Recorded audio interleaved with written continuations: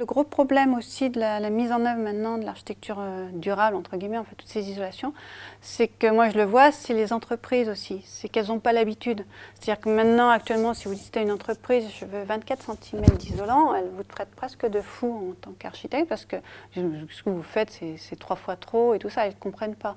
Et quand en plus elles voient que leur façade, la vêture de la façade, elles doivent le mettre en œuvre très très loin, ils se disent, mais attendez, c'est aberrant, je vais avoir des retours de tableaux de fenêtres énormes et tout ça.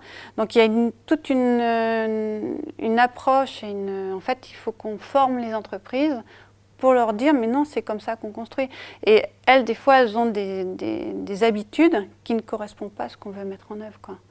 Et c'est vrai que les gens comme l'ADEME et tout ça, eux sont là derrière pour aussi faire aider les entreprises, enfin en formation et trucs comme ça. Moi je sais qu'il y a des fabricants où des fois on détourne un matériau, c'est-à-dire qu'il n'était pas normalement prévu pour être mis en œuvre d'une certaine façon.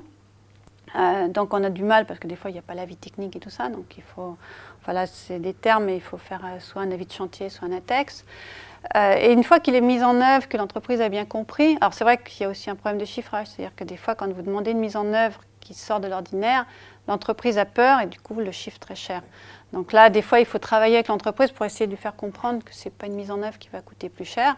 Si vous ne travaillez pas, bon, bah, elle répond plus cher et ça peut être pénalisant pour le maître d'ouvrage parce que l'entreprise, en fait, ça ne va pas coûter plus cher.